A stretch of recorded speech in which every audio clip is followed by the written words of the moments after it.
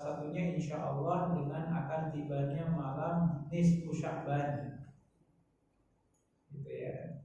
Meskipun ya di masyarakat kita nisfu Sya'ban itu diisi dengan amalan-amalan yang tanda kutip yang perlu dikoreksi, seperti pengkhususan harus baca Yasin 3 kali,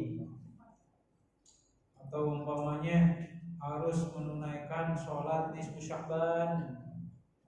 Ada juga yang puasa nisfu Sya'ban, sesudah nisfu Sya'ban tidak puasa, dan seterusnya. Itu yang perlu dikoreksi.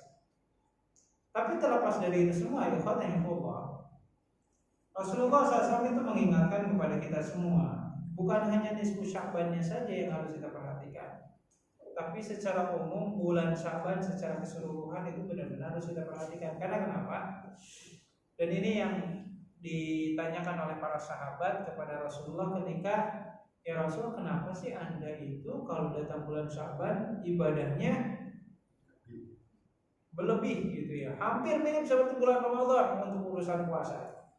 Rasulullah SAW beliau menjawab dengan 2 hal. Satu, bulan Sya'ban itu adalah waktu di mana catatan amal kita selama 1 tahun dilaporkan. Ya, jadi ibarat kata nih, kita punya perusahaan, terus mau datang tim auditor. Kira-kira kalau kita kedatangan auditor, pengawas, apa yang akan kita lakukan?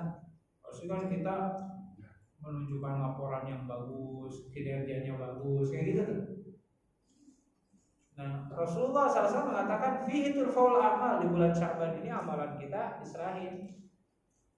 Dan saya menginginkan ketika catatan amal saya itu diserahkan, saya sedang menunaikan ibadah saum, gitu kata Rasul. Itu alasan yang pertama. Dan alasan yang kedua, karena di bulan Sya'ban itu rata-rata umat Islam atau umat Nabi Muhammad SAW sedang mengalami kondisi penurunan dari segi ibadah.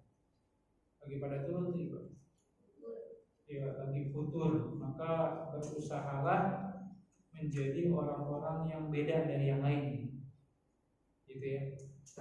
Makanya itu kata Imam Ibnu Rajab, salah satu alasan kenapa Rasulullah menyukai sholat isya itu diakhirkan di pertengahan malam. Penyebabnya apa?